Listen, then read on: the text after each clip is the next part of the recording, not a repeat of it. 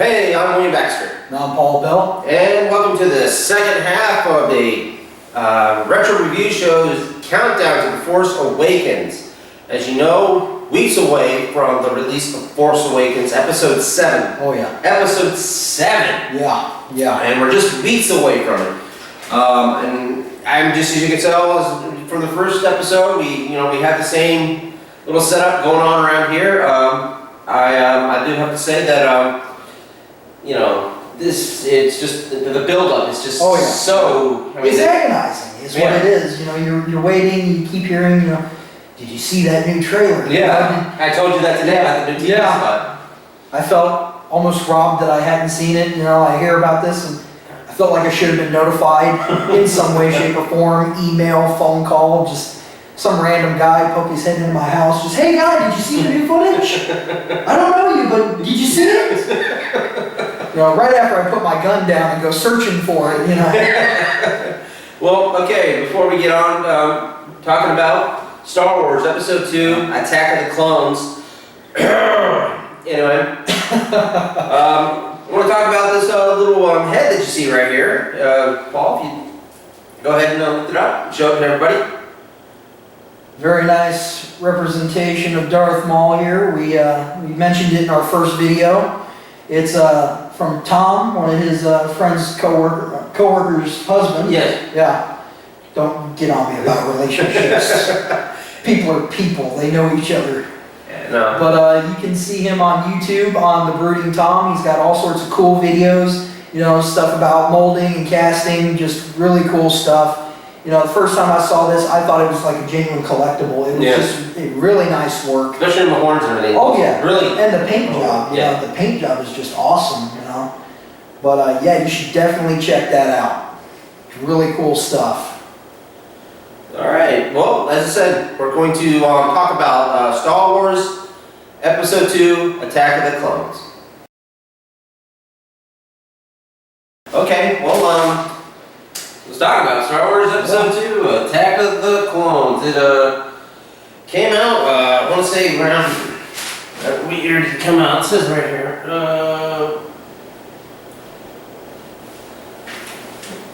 2002. I was thinking, I had that in my head too, and I had to look. Bad Star Wars fan. No, Star Wars Episode 2, Attack of the Clones, came out in May, the traditional release date of Star Wars movies. But it was, I just recently got married that year.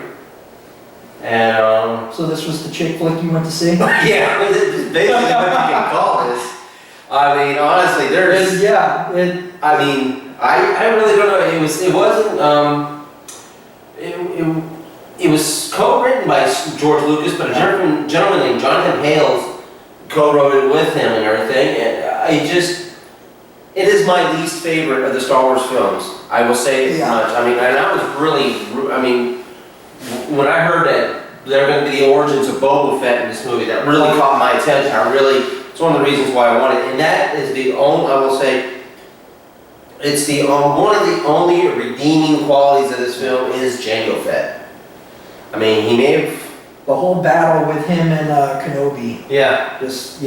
I mean, and visually, this film is wonderful. It's a just a wonderful visual. It followed the style of, Episode 1, as we were talking about, a lot of shine, a lot of vivid colors.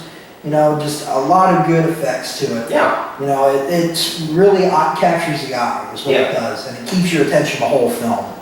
But even in the painful parts. Yeah. But it was the acting and Natalie Portman looked absolutely beautiful in this movie. Did. I mean, her dress designs, she was always wearing something different, but she was very elegant and beautiful in this film. Classy. Yeah. Classy. It wasn't, it relied on genuine beauty, not so much, sex appeal and, skin exposure. Yeah. Yeah. And, you finally get, you find out what happened to C-3PO and R2-D2. Mace Windu had more of a prominent role in this movie. Yeah. And he was, he got to act in this movie. Yeah.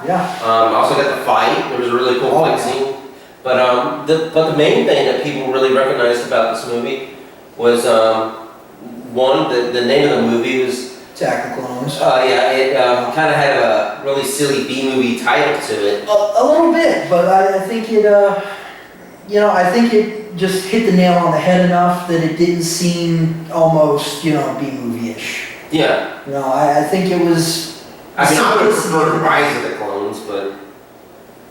I could see Rise of the Clones, the introduction of the clones. I could see that, but I mean, they didn't so much rise as much as they were put into use. And the thing is, along with it and everything, Yoda was digitized throughout this whole movie. Yeah. He was finally a digital puppet, and I would have to say, everybody loved that puppet from Empire. That was Frank Oz at his best. But I had to say, just seeing him move around and be more That's articulate. the whole thing, the movement of Yoda. Yeah. You And the always first shot that find- he was in the Senator's office, Exactly. or Palpatine's office. Exactly. You Seeing always him move his find, head with the cane, he was very, well, there's not really another Static. word, but very stiff, kind of robotic Yeah. movements, Seeing him be able to actually move around, and especially the fight scene With Count Dooku. with Count Dooku Yeah. was just, it's one of my favorite scenes out of the whole thing. It's one of the lightsaber duels that really sticks out. you Yeah. know? I mean, the fact that you saw Yoda in his prime. Yeah, and he didn't have to grab his lightsaber. He can just, Exactly. and he Yeah. popped it right in his hand and everything. Which of course, in episode 3, well, I'm just skipping ahead a little bit. In episode 3, Yoda became such a badass and pissed off at Palpatine that he's like, I don't need it, just I'm gonna grab my lightsaber and bust your ass. But as I said, those were the memorable parts and everything, but as you said, my favorite part was the fact with Jango Fett and everything, and finding out that, he was the... Are you talking about the Camino base? Yeah, he was the blueprint for what would Yeah. turn into the stormtroopers and everything. Yeah. I mean, granted, you don't really know until, I think, Rebels, I think they give them more insight of that the stormtroopers are no longer clones or something. Yeah. But, knowing how the army got so grand and everything, and how it was easy for Palpatine to gain power and everything, that, he became Chancellor at the end of the first one, Well, and now he's Chancellor I here. like the subtext in the movie, the fact that the clones were being built without the Jedi's knowledge, Yeah. without the Republic's knowledge. It was a secret project, and you really got if you saw the original trilogy and then saw this, you really got the undertone that it was a Sith plot the whole time. Mm-hmm. You really could kind of see where that started to turn. It was interesting to see how it started out, though. Yeah. That's what I liked about it. And, the fact that, you find out that Boba Fett Yeah. is an unaltered clone Yeah. of Jango Fett and is raised by his father as a son and everything. But, you get to find out, C-3PO had been living on Tatooine, which, means, the moisture wrappers and everything, was something that he did before, and he said, but he didn't realize that it was on Tatooine, on a planet that he's already visited, but, because his memory got wiped. Yeah. But, and then, R2-D2, is, back in there, and they finally get the camaraderie, and you finally see them for the first time, Yeah. bickering at each other, and, finding out that, You can kind of see that's where their camaraderie blossomed. Yeah. I mean, especially during the arena scene Mhm. when they captured Anakin, Obi-Wan and Padme.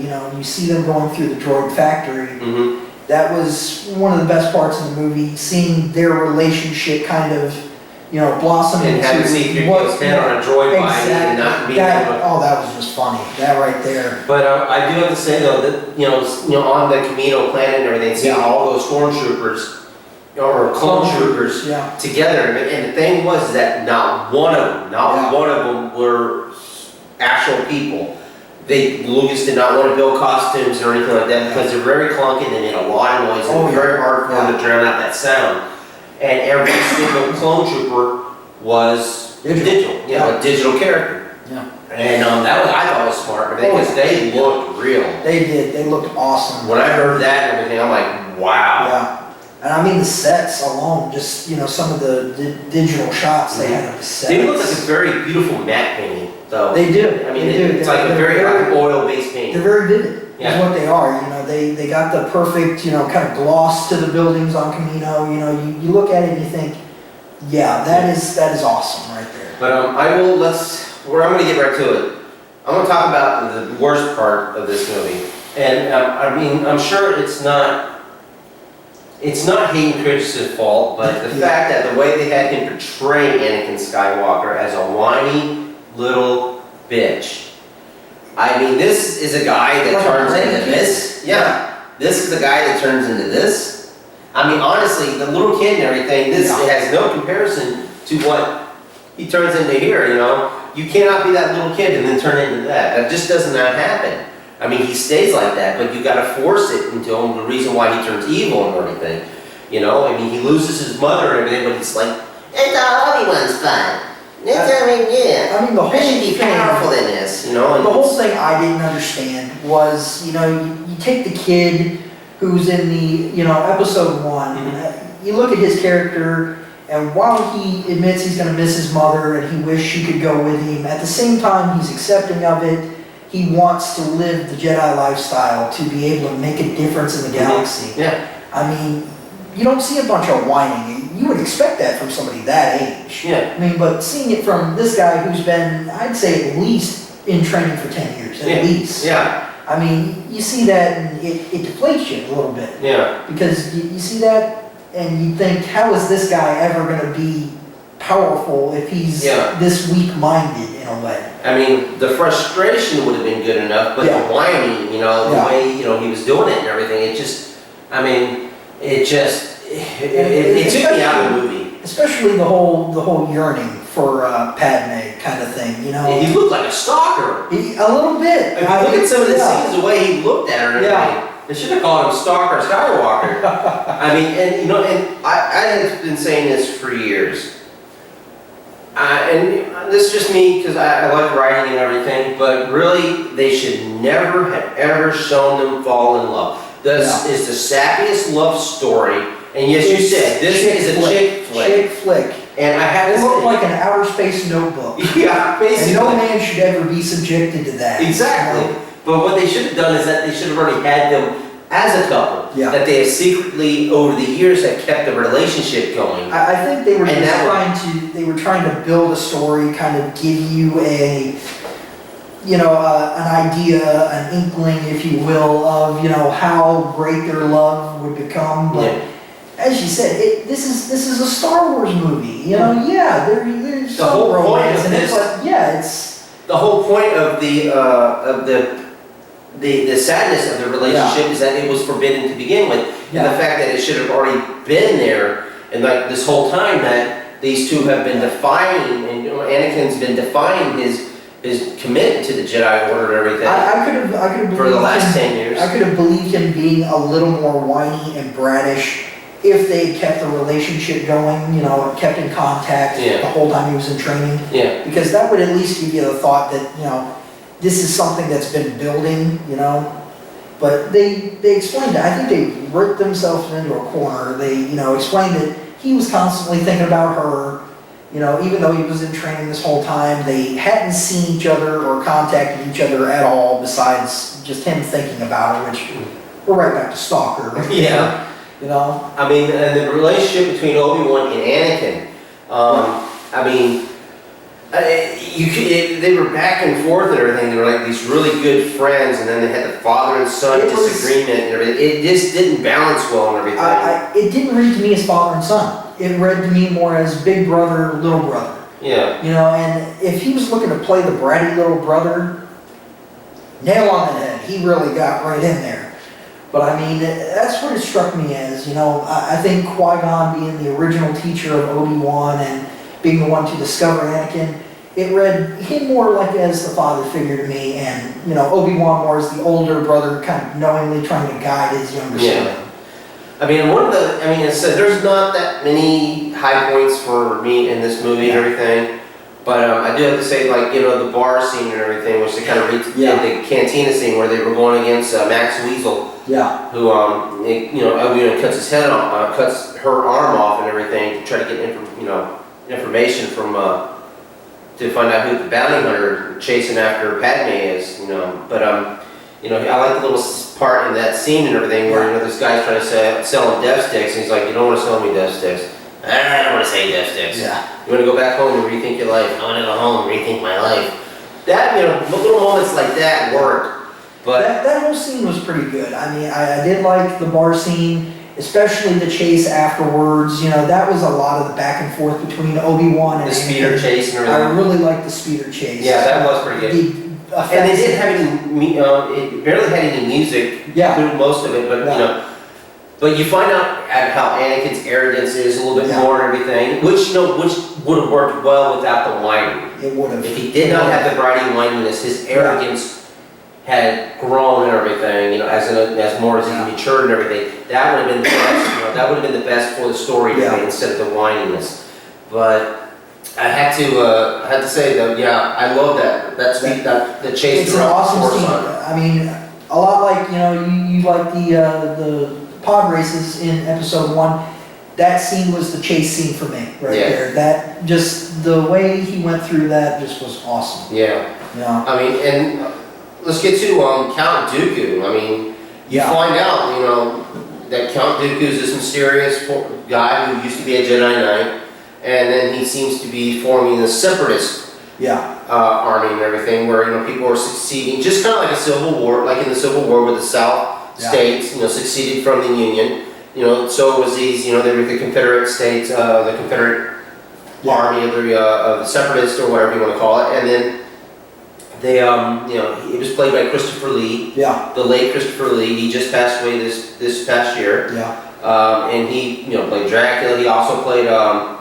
In the Lord of the Rings, he played Saruman the White, and he,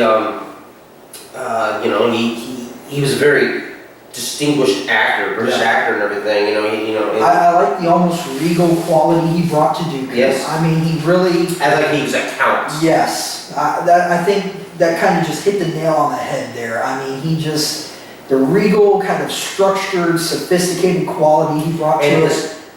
Handle on his lightsaber. The handle on his lightsaber, I liked Showed that a lot. the fencing style and everything. Yeah, I liked it. It almost reminded you of a rapier a little bit. Yeah. That's one of the really cool things I liked about it.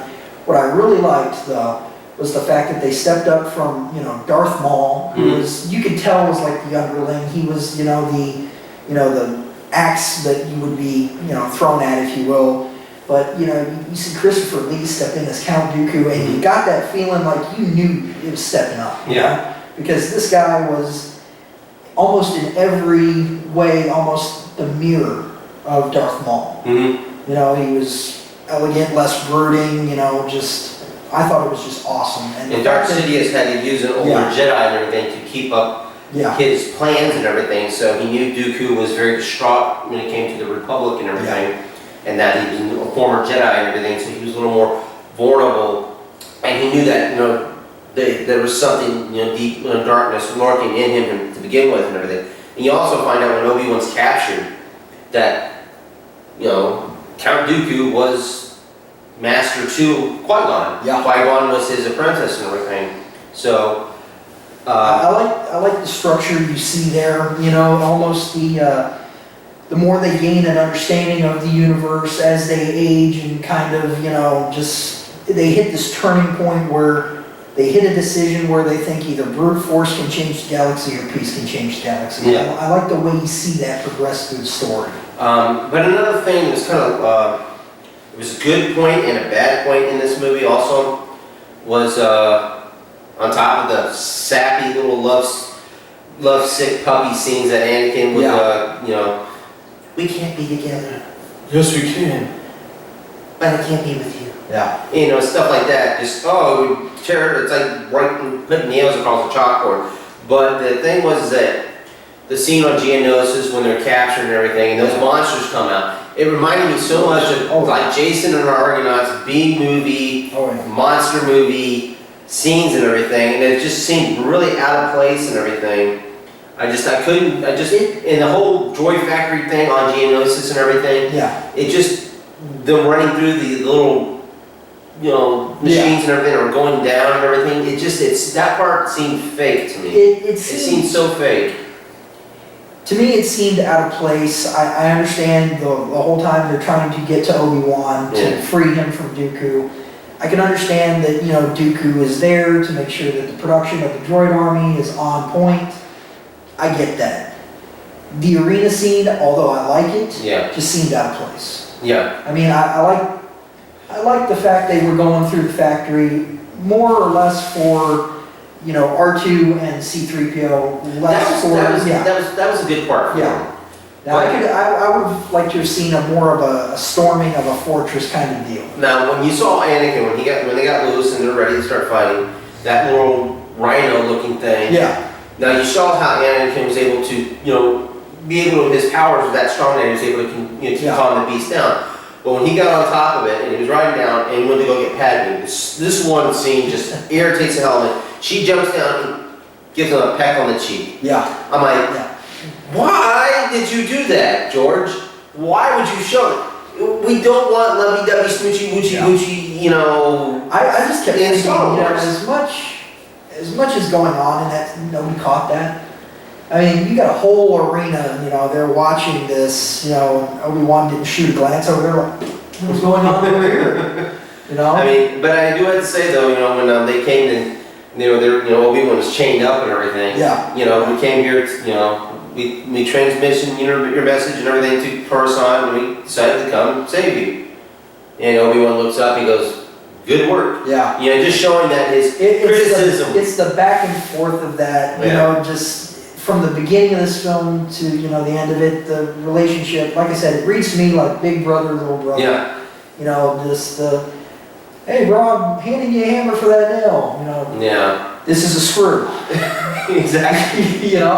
But one thing, my favorite part throughout all of episode 2 was the chase between, after the fight and everything on Geonosis between Obi-Wan and Jango Fett, which was another high point for him, was when he guided the Slave One and they were flying to Geonosis, and they were fighting through that little asteroid, real reminiscent of the asteroid battle in Empire, but there was no music to it. And you just heard basically the guns from Slave One, which you actually see Slave One in full action, shooting off its cannons and all that, and all its missiles and everything. You see the ship at its best and everything. And I have actually have a Slave One vehicle at home, that didn't have room to put it up here. Maybe in the next few videos. But that was one of my favorite scenes, and there was no music until the sonic bombs. Yeah. It's like all the sound just drowns out.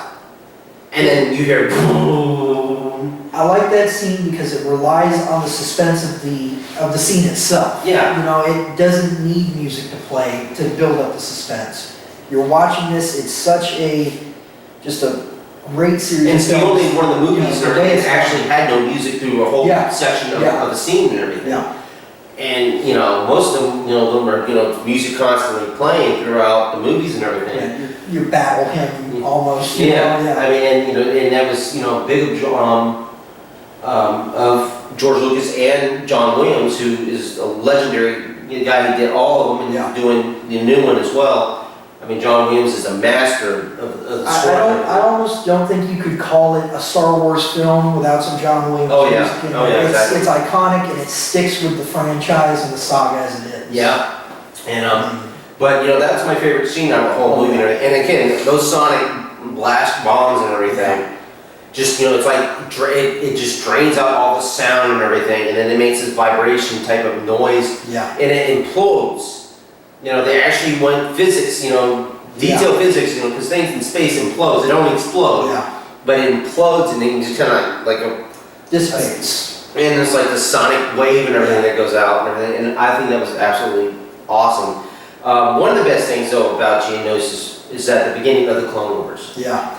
That finally you hear about Clone Wars in episode 4. It's the only time you ever hear about it. Yeah. But I like the fact that it's actually mentioned by name. Yeah. By Luke. You actually hear about the Clone Wars in the original trilogy in A New Hope, but the fact that on a ship, on a clone trooper ship, Yoda's kneeling down and he says the Clone Wars have begun. Yeah. That chilling moment. No, it's actually it was the time this Clone Wars has. Yeah, just a chilling The shroud of the dark side. That's fine.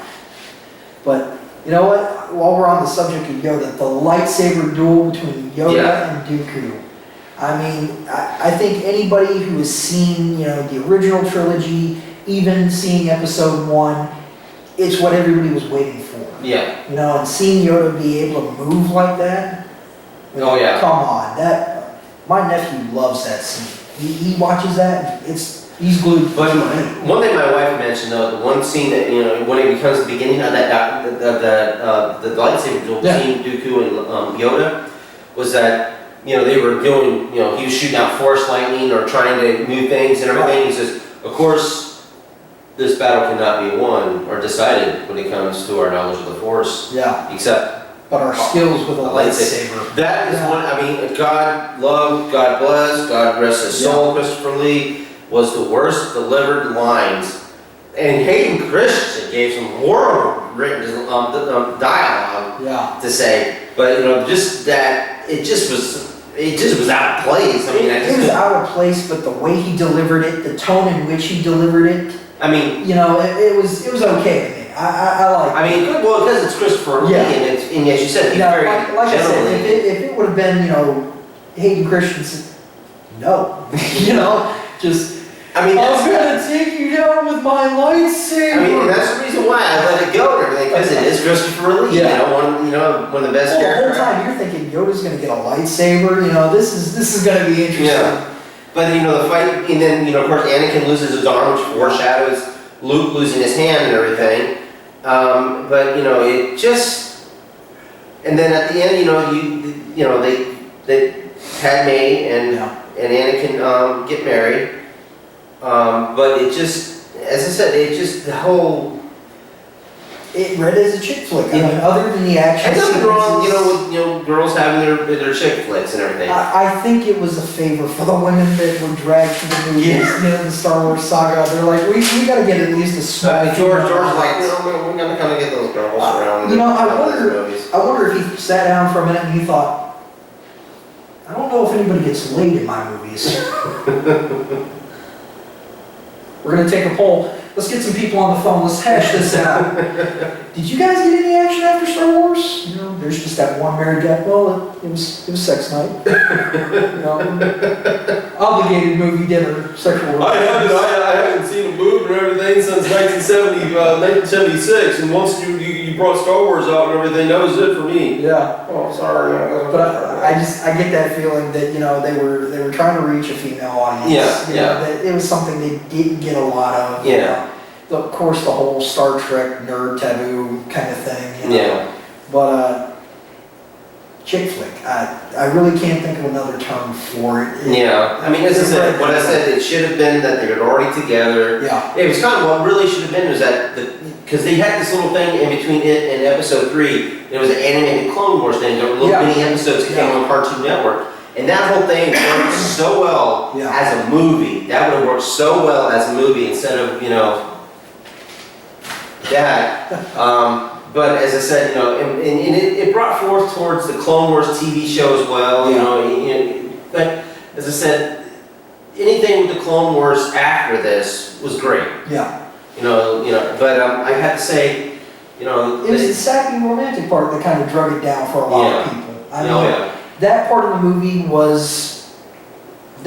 to this movie was what Jar Jar Binks was to episode 1. I mean, it was them trying to play to an audience, and at the same time, it was the original hardcore Star Wars fans that it didn't read to. But I mean, I wouldn't recommend it. But it's Star Wars, it has to go along with the story. It flows along. You have to watch it in order to get everything else to understand. I would recommend it for certain scenes. I would say though, when they went back to Padme's retreat or whatever you call that, fast forward. Yes, please do. Fast forward. Natalie Portman may look good in some of the stuff she's dressed in. If you're trying to win points with your woman, ask yourself. Am I willing to waste 30 minutes for possible action when there's plenty of action in this film that I could be watching? Ask yourself if it's worth it. If it's over the clothes type of stuff, fast forward. All right. You know, I mean, you gotta snap, it's not even fast forward, you got a button that just now on Blu-ray, Yeah, DVD, and everything, yeah. you go beep, okay, move that. scene select. There you go. Scene select. You know, and plus it'll cut down the movie time in half so you can hurry and watch episode 3, 4, Yeah. 5, and 6. You can sell it to her as, you know, I'm not gonna make you watch the whole movie.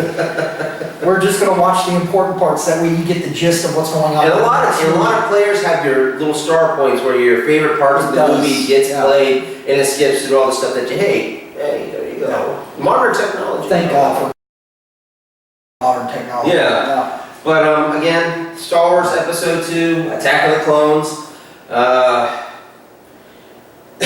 You gotta take it for what it is. Yeah. It's that, you know, it's a Star Wars movie. This is painful to me. Yeah, This is it's painful. a Star Wars Yeah. movie. And I told you my high points. It's hard to watch. Even Leonard Maltin, one of the most respected film Oh, critics God. of the time, Yeah. hates this movie. And he's a big George Lucas fan and a Star Wars fan. And he just did not like this movie at all. He just absolutely hated it. You know, I think it was simply just playing to, you know, a new demographic, as well as I think they were trying to, you know, progress with the demographic they tried to reach in the first movie. Yeah. But, like I said, scene select. Scene select, all right? But overall, you know, as part of the prequel trilogy, it's got to be watched for, you know, just some information you get in the next movie. Yeah, I mean, and you find out at the end that the Geonosins and the Separatists were coming up with the idea of the Death Star. Yeah. So look, you see, there's a little Easter egg in there, and you find out that, you know, that the war and everything was developed and conceived by the Sith and everything Yeah. to start this, the whole Civil War, or the Clone Wars and everything. So, but again, keep an eye on that. You know, that's one of the high points of another high points of this movie. So, but yet again, remember the Brooding Tom. Yeah. When it comes to his last stream, watch his videos and everything. I thank him and his wife again for you know, letting us use this. Oh, yeah. Awesome stuff. Yes, exactly. And again, remember we've got how many more episodes? About 4 more episodes. Yeah, 4 more episodes, and then we're going to try to do a pre-episode to the Force Awakens, which, God, let it come quicker. Yeah. And then, you know, we're going to do or, you know, a post-show Yeah. recap type of review without many spoilers, and then my kids are going to do the same thing. That's if, you know, it hasn't blown our minds to the point we can't speak anymore. Yeah. And then as it is, there's a video out there that says, JJ, it's all on you. Yeah. So, but again, episode 2, Attack of the Clones, this episode is wrapped up. Be sure to like, subscribe, and share this video, like all the rest of our other videos. If anything else, just as a precautionary tale to anybody who might watch this. Yeah, and please keep watching and like these videos. Please, Yeah. that helps us out a lot.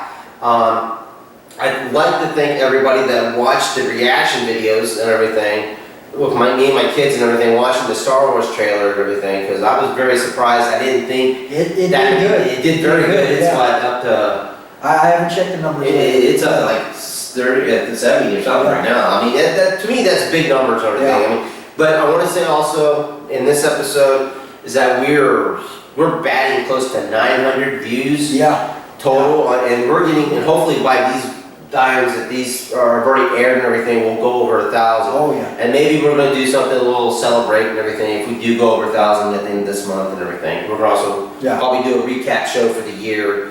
But again, thank you for watching. I'm William Baxter, I'm Paul Bell. and may the Force be with you.